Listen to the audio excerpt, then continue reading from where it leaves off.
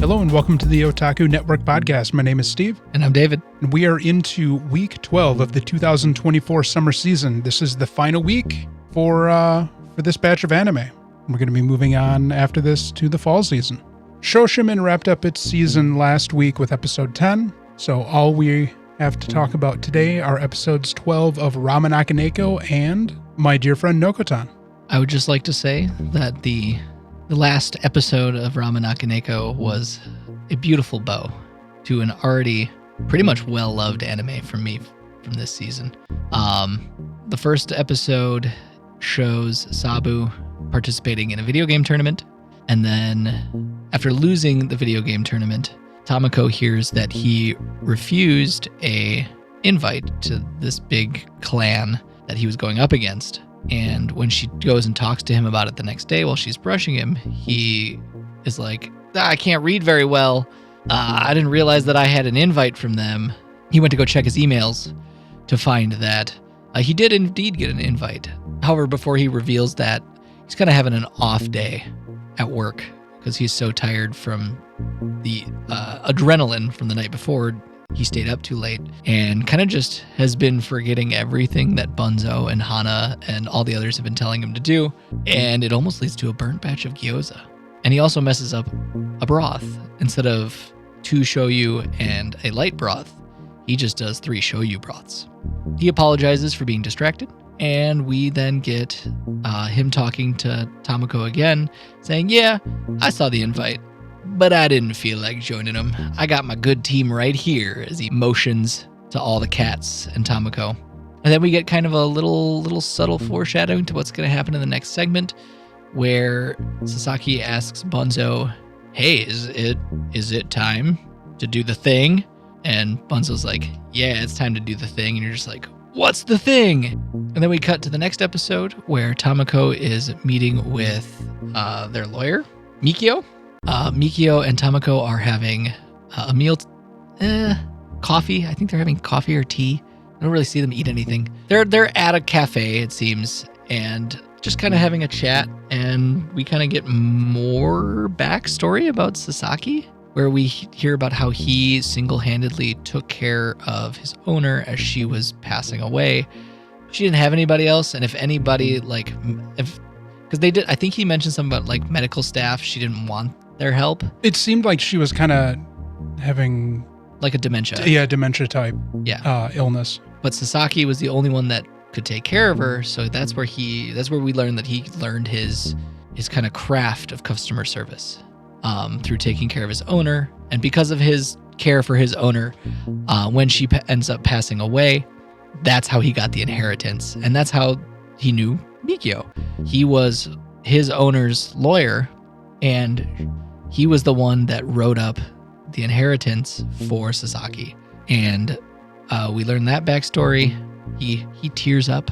The big burly lawyer exclaims that in my old age, it's getting harder and harder to hold back the tears. And then we get a summons for her to go to work. As her alarm goes off that it's time, she goes, and they welcome her as a full-timer. You're missing the middle segment. The middle segment is when... that guy was such a douchebag, I toned that out. In the middle segment, 2 drunk assholes walk in, and it turns out that one of them, or both of them, used to work with Tamako, and he's being a right bitch, basically mocking her and making fun of her. And then she starts making fun of the store. She basically tells him to eat shit and die.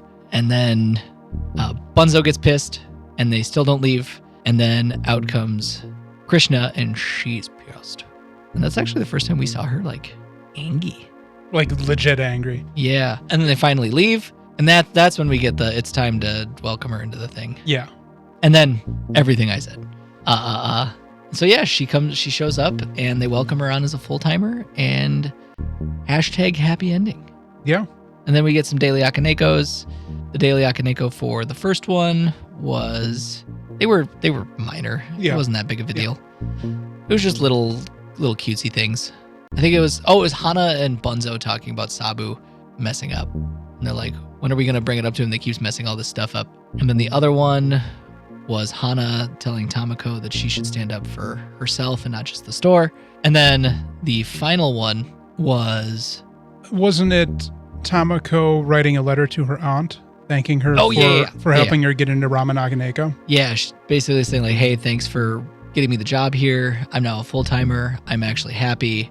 And it looks like she is actually residing on the second floor. Yeah. Yeah, beautiful. It really feels like they've brought her into the family. Oh, yeah. As the human. It's a good way to end. And I think they left the window open that if they ever decide to continue, they can. I'm not saying they will. I'm just saying if they wanted to, they could. I'm not saying that's what I want either. I'm just saying I like a story that can end where you leave it and it's got its own laurels and you just never have to continue it. But they leave that opportunity just in case people want more. Sure. To be able to continue. Honestly, I think the only thing we didn't get is we didn't get Sabu's backstory. Yeah, and we really didn't get much for Tamako either. No, but I think we got a good snapshot of it with the second part where essentially her old boss was the belligerent one that came in. And then the idea that she has something that she feels she can stand up for and finally confronts him instead of just running away from him again. Though there was that moment where she wasn't sure what to do, and I think it was a combination between just her personality in general and unsure if it's right for her to make a scene at the shop. But like you had Hana like trying to telegraph to her to like fight back. But I don't think she necessarily realized what Hana was saying. And Hana explained that to her later. Like, I was trying to tell you to like stand up for yourself. What were you doing? Yeah. After Tamako started railing on the dude, customers started jumping in, telling him he was a piece of shit. All the cats got super pissed. Yeah. So that was awesome. Yeah, they definitely like, all right, she's one of us. We need to bring her in. I also like how at some point we saw almost every like customer that was important show up. Yes. Like big burly dude and the potential girlfriend. Yeah. I think they're dating. Yeah, probably. One of the daily Akanekos, I believe, was referencing the fact that now a cat is providing a human with healthcare. Because they have to provide Tamako with healthcare because labor standards that the cats aren't privy to. Yeah. I liked the little flashback that they had there too at the end with the second song they had. Yeah. No, this was a really good episode and a really good way to close the series out. Like I said, I think it was the bow on top of the present that was this anime. Yeah. It has fully cemented this as if I'm going to recommend an anime for a new anime watcher, I'm going to go to this one. Absolutely. Be like, you should watch Ramen Akaneko. Yep. It is everything, at least for me, that I would want as an introductory anime watcher. It's cute. It's funny. It's got serious moments. And it did it. It wrapped up well. It's easily relatable. Very easily relatable. We've all been through an experience where some shithead at our job is talking shit, or we have a life crisis with someone who's really important to us and they want us to keep doing something, but like we know that if we keep doing it, it's going to harm them. It tackled so many different like heavy topics that you're like, this was supposed to be a cute anime about cats running a ramen shop. No, that's what we expected. What we got was actually just a good workplace series. That was predominantly not necessarily drama, but it definitely was not a comedy. Right. Like, I was like, hey, cute cats making ramen. This show's going to be adorable. I think this was the best anime of the entire core for me. Between the three that we were watching? Of maybe all of them. Okay. So best anime of the season. Yeah. I wouldn't say it's the best anime of the season for me, but it was really good. It was something I just looked forward to every week. All right. Yeah. When Bunzo kind of did the thing to Sasaki about, we think it's time, my thought went to, they're just going to tell her that she doesn't have to wear that face cover anymore. Ha. I didn't even think of that. That's all I thought it was going to be about. So I think she still has to hide her humanness. Season 2. Just kidding. I don't think we're ever going to get a season 2. No, probably not. I don't even know if the manga is even being made anymore. I think it might already be completed. I don't know. I don't remember. It was good. It was very good. It was a really good anime. Final episode of my dear friend Nokotan. And we had left episode 11 thinking, going into this concept, that Nokotan may have been a figment of Koshan's imagination. And the anime just went, fuck you. And they rickrolled us on it, which is what I was hoping they would do with the rice patty thing. Even though the rice patty portion of that episode was actually really good. I thought it would have been really funny to do all this build up and then just, oh no, it actually doesn't happen. Instead, we get this switch of a thing that they introduce at the end of the episode 11, and they touch upon it in episode 12, and they're like, nope, that's just out the window, and go a completely different direction of how this show goes.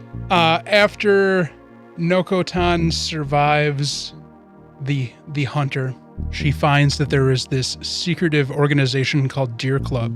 Deer Den. Deer Den, who exist. Okay, so little backstory. God, I think it was like 15 years ago, maybe 20 years ago at this point.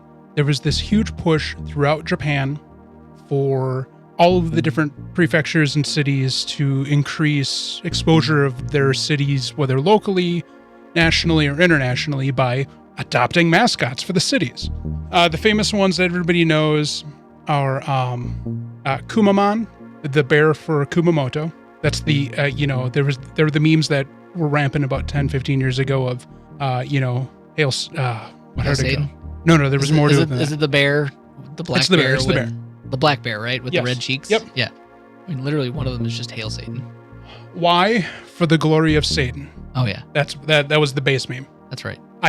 So Kumaman is well known worldwide. And then we also have a newer one that's not an official mascot, Chitan. So all throughout Japan, cities, different regions, they all have cutesy mascots.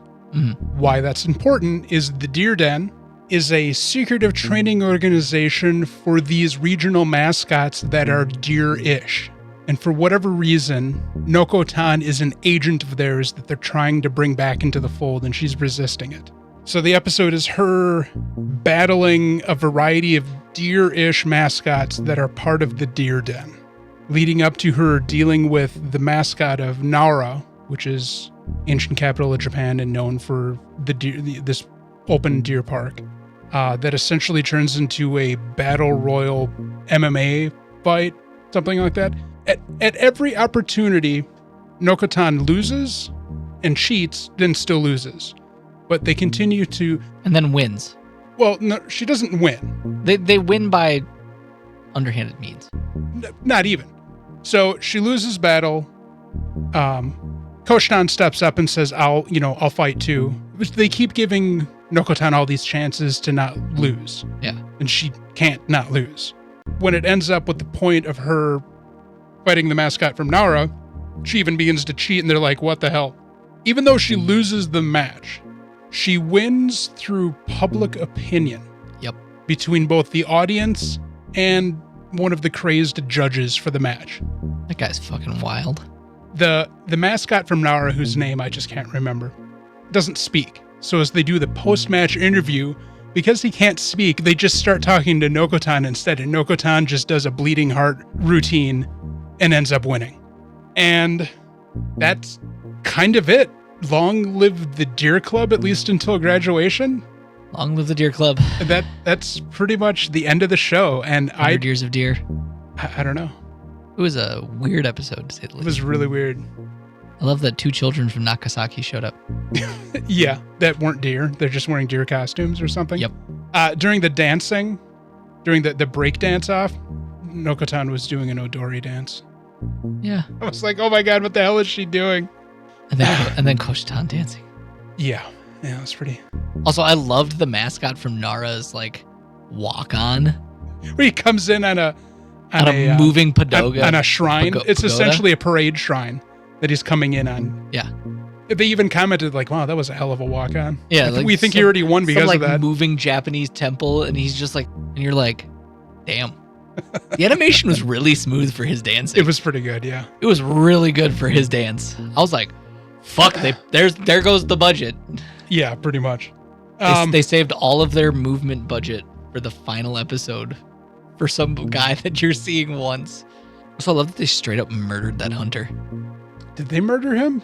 Yeah, he gets stabbed through in the beginning. Oh, that's right. Well, he's in the woods because he's like sending a warning to Nokotan. Yeah. About they don't, he's not dead in that first initial because they cut back to him and he's like still bleeding out and he's like, can somebody send me help, please? And then you probably assume he's dead. I don't think you can assume anything in the show, but at this point, it doesn't really matter. I'm counting it. There's one confirmed casualty. One confirmed casualty? Sure. All right, we'll go with that. I don't know. This was a lackluster ending to a show that really just lost its steam halfway through. Yeah. I feel. It was disappointing. The best episode was the one where the first half of it was 21 different shorts. That was the best episode. Well, episode 3, where she was fighting the delinquents and the deer grenade, that was a great episode too. I did laugh when Koshitan went full on delinquent and tackled Nokotan for their trading. It was hilarious when she fucking tackled Nokotan, and then Anko's just like, well, she went full on shonen manga mode. Up until that point, I had forgotten about why Koshitan even became a delinquent in the first place in middle school. Shonen manga. Because she was influenced by, like, I don't know, Naruto or something. Jujutsu Kaisen. Yeah, maybe. It's all shonen, all the way down. It's true. It's just all the way down. Yeah, I don't know. Yeah, it was. I'm glad it's over with now, and I'm really sad that the hype that came out of the previews when it just seemed like this thing was going to be insane and out of its mind, and it lost steam real quick. Yeah, it petered out real fast. It stopped being funny and inventive. Yeah, that was the sad part. I wanted it to be good, and it just kind of. Yep. It was initially good, and then they just didn't know what to do. At least we now know how Nokotan ended up in the power lines in the beginning. Helicopter. Yeah, she has the capability of flight. She's Go-Go Gadget Deer Girl. She is Go-Go Gadget Deer Girl. I'm just sad because the first 3 episodes were like really solid. It started out really strong, and then it just lost its direction. Yeah, I feel it petered. Yep. There were good moments throughout it, but I don't think it wasn't strong enough to really write home about. It was kind of sad. I'll probably never rewatch it. No, I don't even think I care enough to check out the manga to see what that's like. Honestly. Yeah.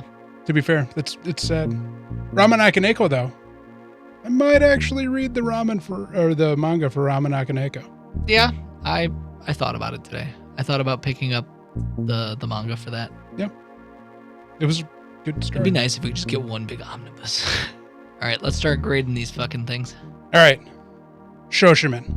You know what? Honestly, I didn't even look up what our grades were before. I think we gave Shoshiman a C+, and I think we gave the other 2 either high B's or low A's. I don't remember. I think it was. Let's not even let the past influences. What is it now? Shoshiman, I'll give a C+. Yeah. It started out slow, but as the series unfolded, I think it made sense. Or I'm trying to accept that the beginning portion was used as a way to build the world and the characters. Not even the world, but just establish everything that maybe I don't know. I'm struggling. I think the beginning was worth it, even though it seemed pointless at the time. I think I'm going to give it a C just because it really wasn't my cup of tea. Fair. It was kind of just an obligation to watch it. I didn't watch it because I enjoyed it. No. I will probably never go back to it. I will never. Well, okay. So, which was better, Shoshiman or Remonster?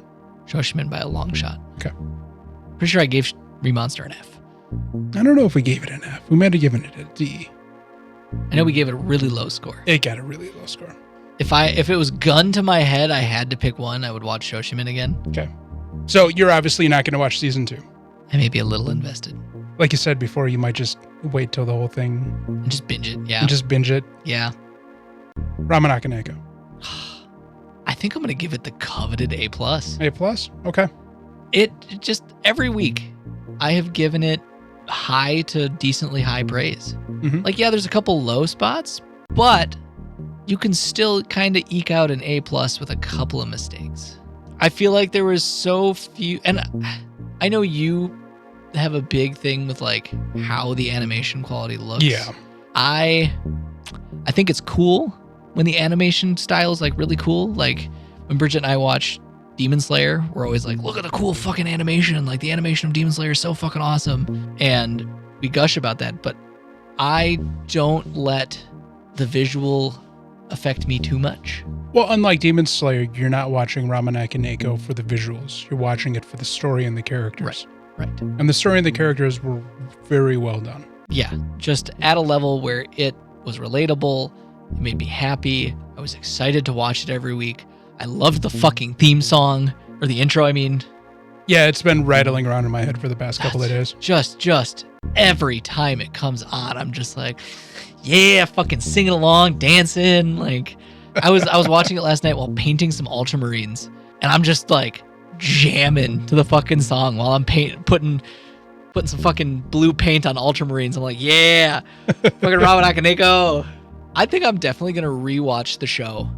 I might even rewatch the show next week. Like, sure.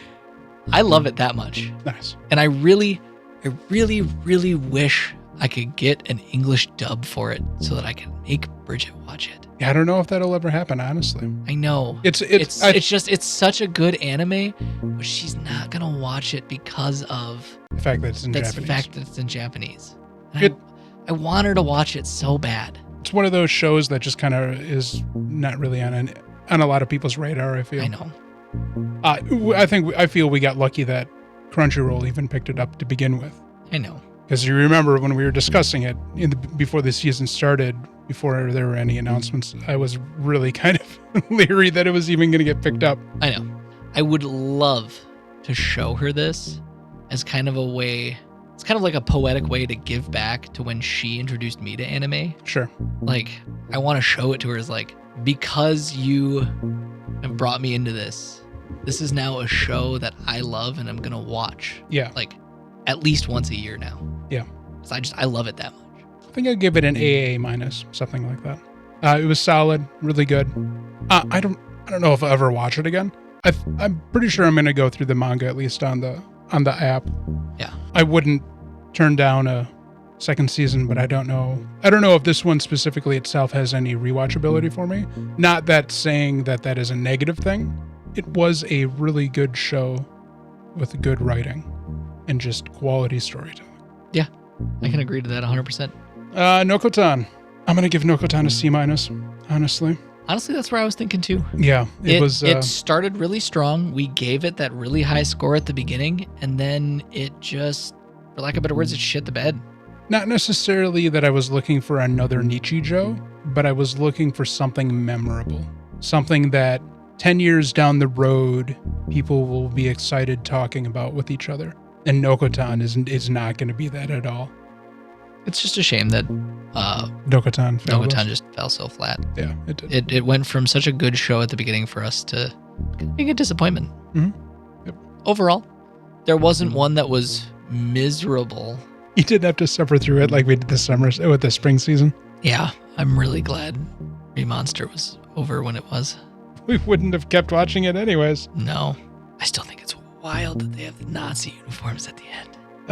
You remember that? Yeah, I remember that. I mean, it was just like, what the fuck? It's not unsurprising, honestly. Part of me does and doesn't because I don't want to spend the money on it, but I just want to see what happens next. Like it's one of those like so bad you got to see the train wreck happen. Yeah, sure. Because like it's like there's a train wreck happening. You're like, this is horrible, but I can't take my eyes off of it. And it's just like, fuck. No, I think this is a good wrap up to the summer season, and here we're gonna start the fall core in like 2 weeks. So Ramen Akaneko is your favorite show for the summer season. Can you guess what the best show of the summer season is for me? Pseudo Harem. No. Fuck. Love is Indivisible by Twins. Nope. That's really good though. Fuck. Oh my god, is that fucking good? From this season? Yeah, from this season. Make-ene. No, you fucker. I was going to guess that. You didn't even give me a chance. No, I gave you three chances, I think. 2 chances. Yeah, 3 strikes, you're out, asshole. Whatever. Make-ene is really good. I can't wait to watch the ending. Love is Indivisible by Twins is beyond expectations really good. It's a fucking telenovela, but it's good. Julio, no. Yeah, it's it drips with the drama. The melodrama, we could say. Ramen Akaneko was good. There's just so many good shows this summer, but we only covered one of them in the podcast, sadly. Yeah. Alia. My choice was a solid choice. So I was watching Alia sometimes speaks Russian. No, what the hell is the real name of it? Anyways, Alia confesses her love in Russian secretly, whatever the name of it is. Long. I was watching it religiously weekly up until about week 6. And then I finally caught up again. You spoil any of it, I'm going to break you. With week 11. And me stopping where I did was unknowingly an interesting way of approaching the series, because where I had left off was right about a point where the focus of the show changes in a dramatic way. Maybe not dramatic, but the tone of the show shifts in an unexpected way. And I don't know if I like how it changed. It is understandable after watching the final episode of the season why there's going to be a season 2, because there's still a lot of things unresolved. Isla's getting a season 2 as well. Yeah, essentially the season 2. When's season 2 of that coming out? Spring? I don't know. Okay. Is going to be the resolution, assumedly, the resolution of the whole Alia running for student council president thing, because that becomes the primary focus of the story. Yeah, because that's like the last thing I saw was he's like, I got you. Yeah. And then she slapped him because I think he was thinking about another woman. Might have been his sister, maybe. Anyways, I don't remember. I just know she full on decked him. The whole run for student council president thing becomes a creature upon its own that takes over the story, for better or for worse. I mean, it's kind of been the underlying things since pretty much the beginning. Correct. All right. Anyways. Anything else? Not that I can think of. All right. Thank you for listening and joining us on this journey through the summer core of 2024. I thought of something. Oh, go for it. The Nokotan chaos theory. Okay. It kind of my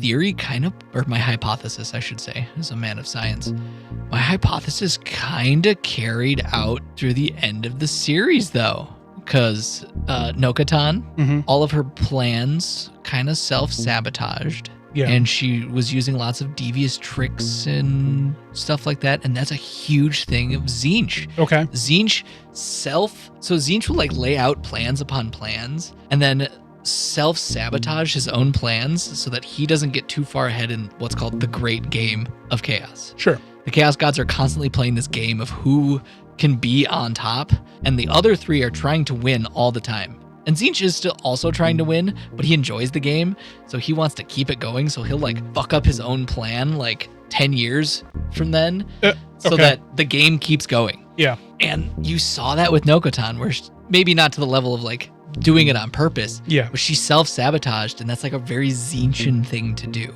And then we continue to have the depravity of Anko, as she's just like, because her like horny filled rage when Nokotan was like, I love you, Koshitan, in the mind reading game. Yes. Bashime growing things. Like I've been reading so much fucking Warhammer lore lately that it just clicked. It's infecting your brain. I was like, this last episode has like, they must be listening because they leaned in to like the chaosness. And Koshitan just full on tackling fucking Nokotan to get her training. Yeah. She's blood for the fucking blood god. Yep.